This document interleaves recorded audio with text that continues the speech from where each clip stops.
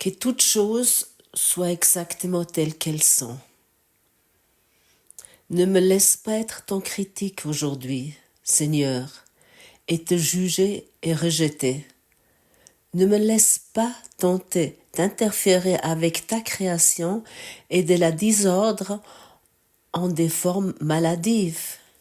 Que je sois seulement désireux de retirer mes souhaits de son unité pour ainsi la laisser être telle que tu l'as créée.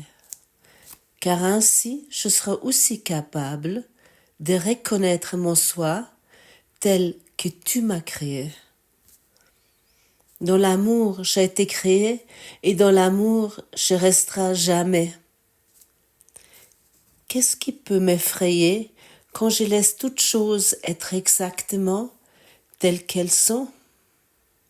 Cette leçon était pour moi pendant beaucoup de phases de mon existence vraiment très utile. J'ai vraiment pratiqué cela dans toutes choses qui m'ont entouré, de laisser les choses être exactement telles qu'elles sont, ne pas mettre ma vérité, ma situation, de mettre par-dessus tout, de vêtir tout avec mon point de vue. Et ainsi j'ai appris à différencier entre vrai et faux. Et ça signifie pas il y a toujours des événements intéressants où des élèves de cours entre eux utilisent cette leçon pour dire que toutes choses soient exactement telles qu'elles sont, il faut les laisser telles qu'elles sont. Par exemple, un élève du cours ou quelqu'un qui est intéressé au cours ou quelqu'un qui est orienté spirituellement, qui peut également utiliser cela, il doit à quelqu'un de l'argent, il ne peut pas payer son loyer, on lui a prêté quelque chose et c'est pas rendu expressément. On convient des choses et puis on les respecte pas. Et puis à ce moment, et puis à l'autre là qui arrive, qui doit de l'argent, qui respecte pas les choses telles qu'elles étaient convenues. Et puis il arrive et puis il dit nous devons laisser toutes choses exactement telles qu'elles sont. Non, il ne s'agit pas de cela. Si quelque chose comme ça se passe, tu peux faire le nécessaire pour pour obtenir ce qui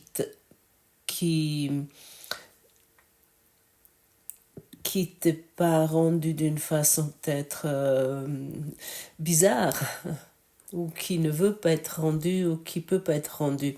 Tout est possible. Par exemple, il ne s'agit pas si toi tu m'attaquerais avec un couteau ou tu m'attaquerais d'une façon physique autrement, que je ne me défendrais pas, il ne s'agit pas de cela. Nous sommes invités ici de reprendre, bien sûr, la responsabilité de nos actes et aussi d'agir de cette façon. Parce que je dis cela, parce que je reçois régulièrement des informations de ce genre d'événements et puis on me demande comment moi je réagirais dans une situation et comment on peut gérer ça avec le cours en miracle et qu'est-ce qu'on peut faire en tant que frère du cours ou frère spirituel. Demande au Saint-Esprit. Et si parfois tu dois prendre des pas juridiques, fais-le. Ce n'est pas un problème. un des plus grands connaisseurs du courant miracle, Kenneth Wapnick, m'a appris reste totalement normal, fais les choses qu'il y a à faire. Mais nous voulons regarder notre quotidien, nos histoires quotidiennes d'une autre façon. Laissez toutes choses telles qu'elles sont, que toutes choses soient exactement telles qu'elles sont. Ça signifie finalement qu'est-ce qui est vrai et qu'est-ce qui est faux. Nous pouvons regarder avec un regard de pardon, avec une vision du pardon sur toute chose. Et si nous sommes ensuite totalement en paix, nous pouvons réagir de la façon convenable. Mais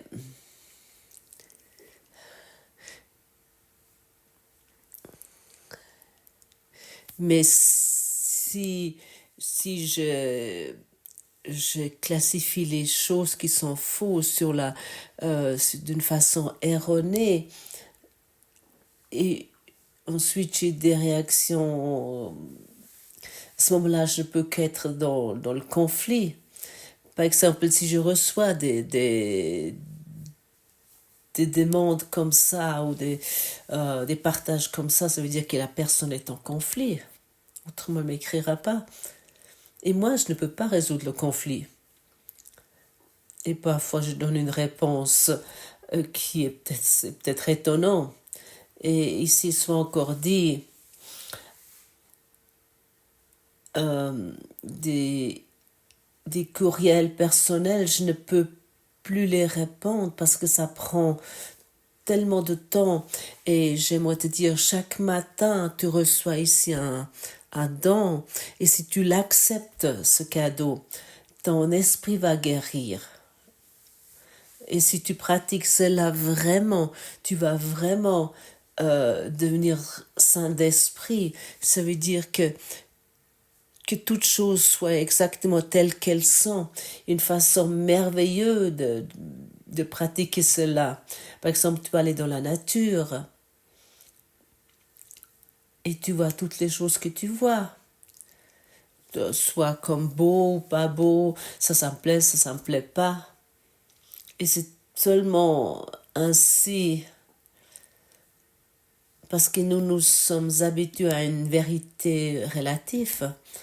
Nous avons pris l'habitude de considérer une fleur comme belle et quelque chose d'autre comme moche ou pas aussi souhaitable. Et nous devons apprendre de reconnaître, de différencier les choses entre vrai et faux. Et l'exercice pourrait être de la façon suivante. Tu vas dans la nature, c'est toujours très utile de commencer avec la nature. Plus tard, peut-être, tu peux également étendre ça sur tes frères et tes sœurs. Mais tu commences de différencier les choses entre faux et vrai. Par exemple, tu vois une belle fleur et tu constates, comme toi tu la vois, que c'est faux. C'est une vérité relative à laquelle tu crois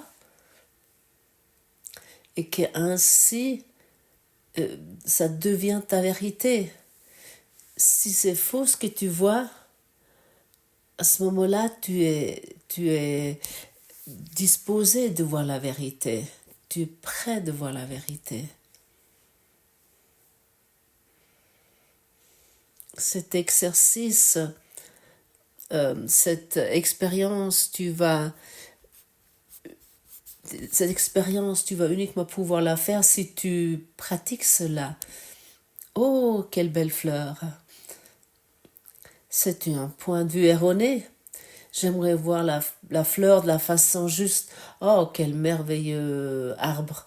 C'est un point de vue erroné. J'aimerais voir cet arbre de façon juste. J'aimerais le voir dans le présent, maintenant. Et cela, nous pouvons pratiquer avec chaque animal, avec chaque nuage, avec chaque rivière, avec chaque oiseau, avec chaque être humain. Nous pouvons pratiquer cela. Par exemple, cet homme est dangereux ou cette femme est dangereuse. C'est un point de vue erroné, c'est une vision erronée. J'aimerais voir cette personne dans le présent. Uniquement dans le présent, je peux voir la vérité. Ici et maintenant, et à ce moment-là, je laisse les choses telles qu'elles sont. Mais autant que je crois qu'ici il y a encore quelque chose de faux, ça doit encore être corrigé. Quelque chose est faux à travers mon point de vue, et du moment que à ce moment-là que ça sera juste, ça sera bien pour moi, ça sera correct. Mais une autre personne voit cela totalement autrement. Il voit cela à l'envers de toi. Il croit que mon point de vue est faux. Et ainsi, nous sommes totalement confus sur cette terre. Et nous regardons dans un chaos et nous essayons de créer un ordre dans ce chaos, de gérer ce chaos. Comment serait-il si tout ce que tu vois avec tes yeux physiques est faux, sera faux? Mais vraiment tout, totalement tout. De la fleur, de la belle fleur jusqu'au à l'homme qui est dangereux, à l'être humain qui est dangereux. Comment sera-t-il si tout est totalement faux? Est-ce que tu commences à comprendre de quoi il s'agit? Ah, ce coucher soleil, oh, il est tellement merveilleux. J'aimerais sans cesse voir ce coucher soleil. C'est une vision erronée qui t'attache au temps, qui t'attache au niveau horizontal. Le niveau vertical, la verticale reste totalement inaccessible. Bien sûr, il y a des choses sur le niveau vertical qui sont très beaux, comme par exemple la coucher de soleil, où nous pouvons nous perdre et nous pouvons expérimenter le moment présent. Mais finalement, le coucher de soleil est uniquement une indication, ce qui inclut la beauté véritable, la véritable beauté. Bien sûr, nous pouvons nous concentrer sur une fleur et vraiment tomber là-dedans, on pourrait dire, pour expérimenter le moment présent. Mais ça, c'est une autre vision comme nous avons l'habitude. Et tu le connais chez toi. Selon ça, il y a également souvent beaucoup de questions. Si, par exemple, nous regardons sur tes finances, sur ton manque financier auquel que tu t'es habitué, et tu tu as le point de vue que c'est faux, tu es d'avis que c'est faux, et que tu crois que c'est pas juste, et que tu dois te libérer de cela, bien sûr de ta façon, pour enfin avoir plus d'argent. Comment sera-t-il si tu devrais uniquement changer ta vision, qu'il n'y a rien qui est juste de la situation actuelle et que rien que rien est juste et rien est faux à cette situation actuelle, et qu'il n'y a rien qui doit changer. Il y a ta vision qui est faux. Ta vision est totalement erronée. Ça, c'est une erreur auquel que j'ai cru. J'aimerais maintenant expérimenter le présent.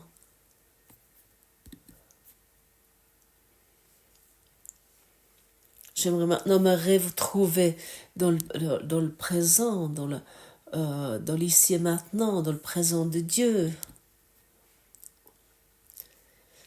Ça signifie que toute chose soit exactement telle qu'elles sont. Ça, tu peux également pratiquer dans tes relations. Si tu as sans cesse du stress dans tes relations, c'est uniquement une erreur de pensée, c'est uniquement une habitude. Waouh! Comme j'ai vu jusqu'à présent mon partenaire de vie, mon conjoint, c'est totalement faux. Je l'ai vu d'une façon qui crée uniquement la séparation. Ma soi-disant vérité, cette vérité relative qui change sans cesse, parce que il n'est pas toujours comme ça, mon partenaire de vie. Il est uniquement à tel et tel moment comme ça. Alors ma vision sur mon partenaire est totalement faux, mais totalement. Saint-Esprit, j'aimerais reconnaître à travers toi la vérité.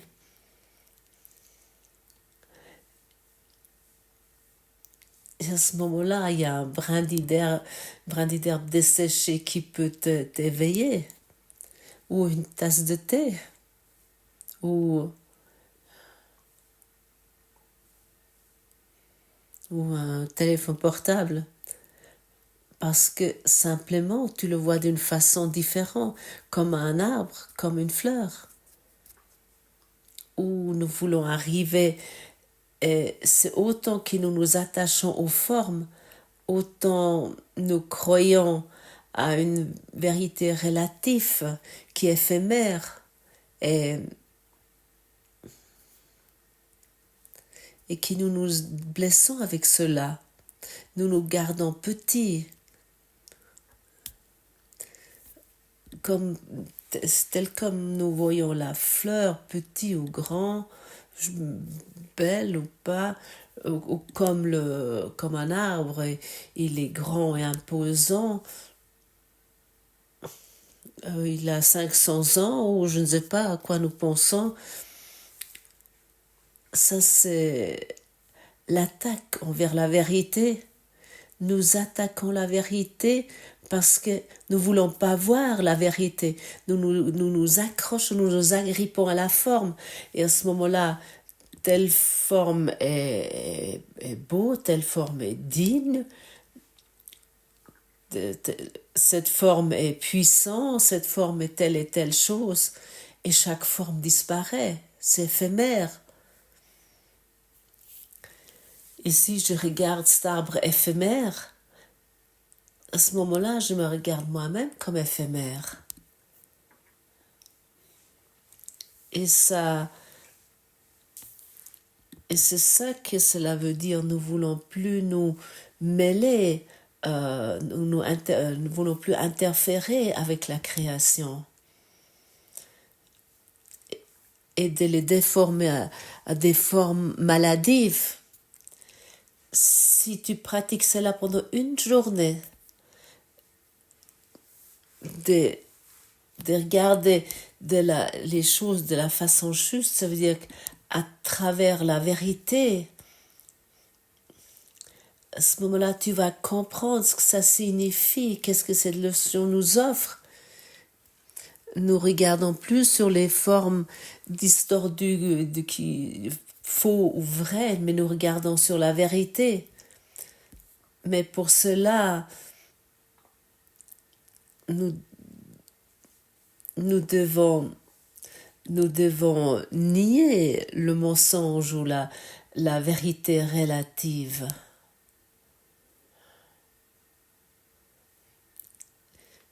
Lorsque je vois une belle fleur, c'est faux ce que je vois ici. J'aimerais reconnaître la vérité. Essaie cela une fois. Je pense lorsque tu entends cela maintenant ici, tu vas te dire, ah, c'est venu totalement fou. Dans mon jardin, il y a tellement de magnifiques fleurs. Je me suis réjouie pendant toute ma vie de ces fleurs. Et maintenant, je devrais voir ainsi. Tu peux, si tu veux, tu peux une fois laisser, si tu veux, pour que la beauté, la véritable beauté de la fleur qui est la lumière, parce que la lumière est la création de Dieu, puisque ça peut enfin apparaître, ça peut se démontrer. Est-ce que tu commences à avoir un sentiment pour ce qui est formulé ici? Les véritables créations de Dieu sont la lumière et la lumière. Et nous les avons dégradés à des formes distordues et déformées. Et nous nous sommes fait nous-mêmes des formes distordues. Nous sommes rabaissés à cela. Et nous sommes après étonnés pourquoi, avec cette forme distordue, laquelle que nous avons fait nous-mêmes, que nous ne sommes pas contents et satisfaits avec cela. Et ainsi nous pouvons nous poser la question, qu'est-ce que je suis véritablement? Qu'est-ce qui est ta vérité?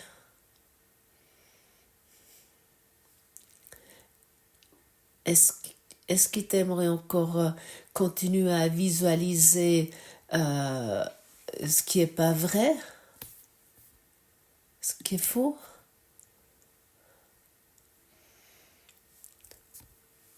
Ou enfin laisser entrer la vérité, ouvrir l'esprit et de plus s'orienter après des formes distordues et déformées et croire ce qui est juste, ce qui fait du bien.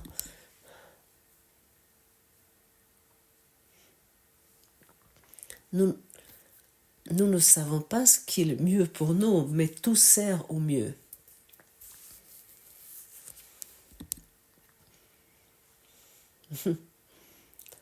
Et si nous ouvrons pour le mieux, nous allons reconnaître la véritable création.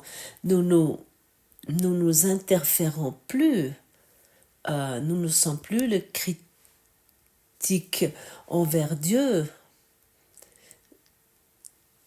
Que toutes choses soient exactement telles qu'elles sont. Parce que uniquement ainsi, nous serons dans la capacité de reconnaître notre soi tel que nous étions créés. Et nous n'étions pas créés en tant que forme. Et finalement, une fleur n'est pas une forme. Pas plus qu'un arbre, pas plus que ton conjoint, ton partenaire de vie, ton mari, ta femme.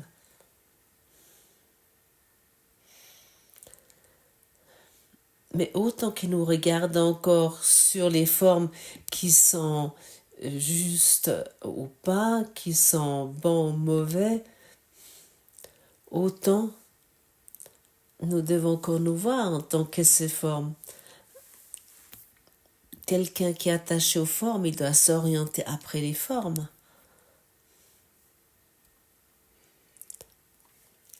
finalement une identité fausse, une identité erronée. Mais autant que nous nous identifions avec une fausse identité, ce qui est d'ailleurs très pénible, très fatigant, autant que nous serons dans cette expérience, nous serons dans une expérience mortelle. Nous sommes créés dans l'amour et nous resterons éternellement dans cet amour. L'amour ne peut pas mourir. L'amour est la vie. Et Jésus nous pose une question merveilleuse dans cette leçon. Il nous pose la question, qu'est-ce qui peut m'effrayer quand je laisse toutes les choses être exactement telles qu'elles sont? Ah, est-ce que tu sens comment tu te détends? Le corps, il se détend immédiatement parce qu'il y a l'esprit qui se détend. Parce que dès que l'esprit est détendu, le corps se détend. Et dans cet état de détente, nous commençons à guérir, nous commençons à nous souvenir ce que nous sommes véritablement. Mais dans ces mécanismes pénibles de faux et de vrai, de vrai ou de vrai pas, là, nous ne pouvons pas nous détendre. Là, nous n'arrivons pas à une quiétude intérieure. Alors, je te pose encore une fois la question. Qu'est-ce qui peut t'effrayer quand tu laisses toutes les choses être exactement telles qu'elles sont?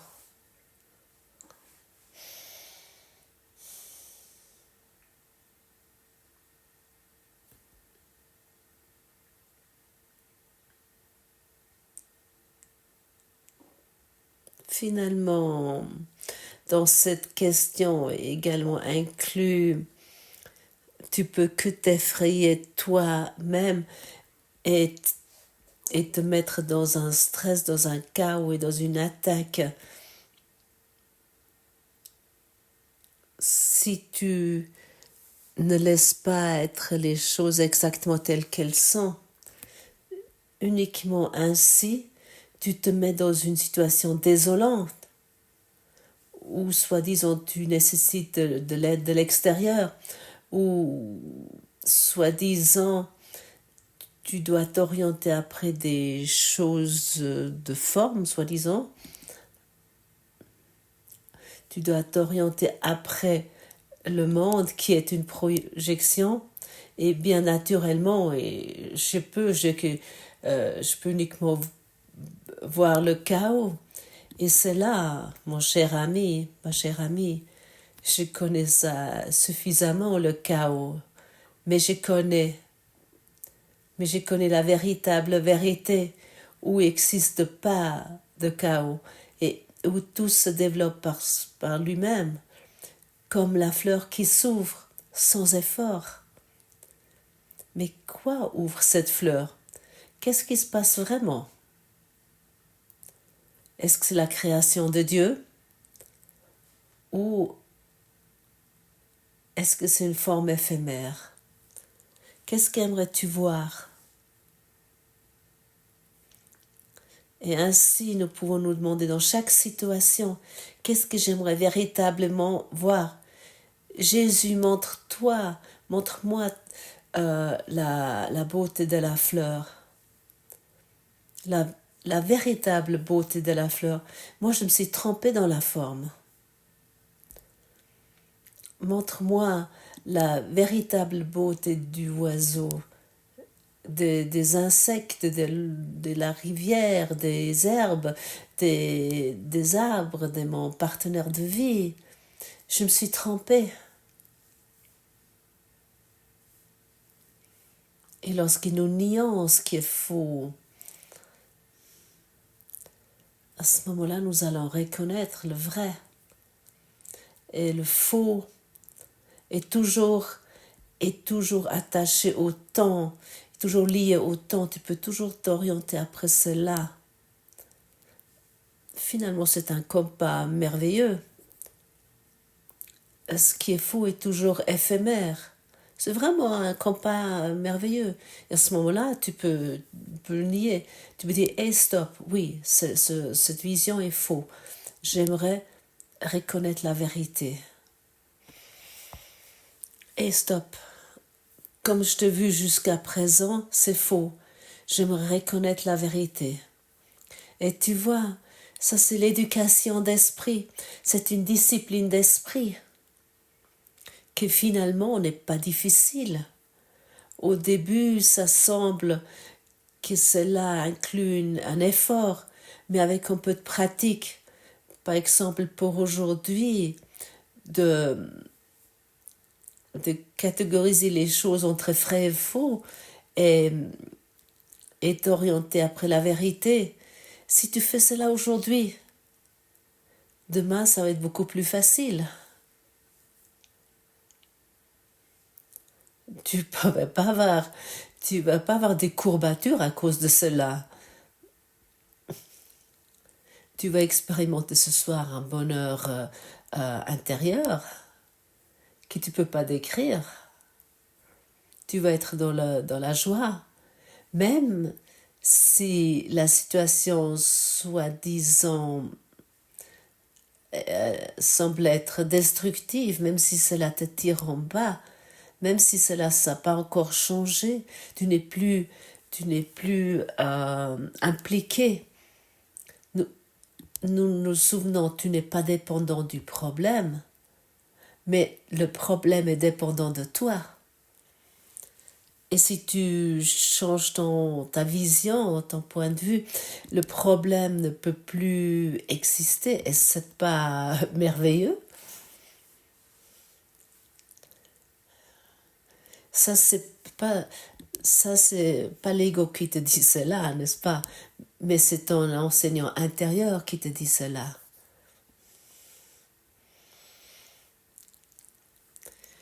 Quel sentiment ça te donne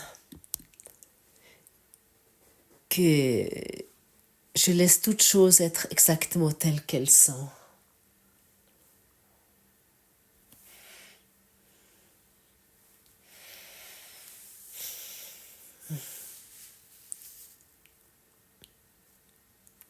J'ai plus besoin de devenir en meilleure santé, j'ai plus besoin d'avoir plus de telles choses, j'ai plus besoin de changer la relation, plus rien.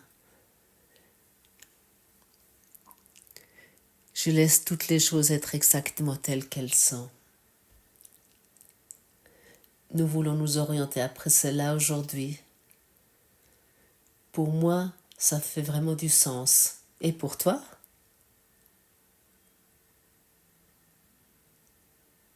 Merci pour ton écoute.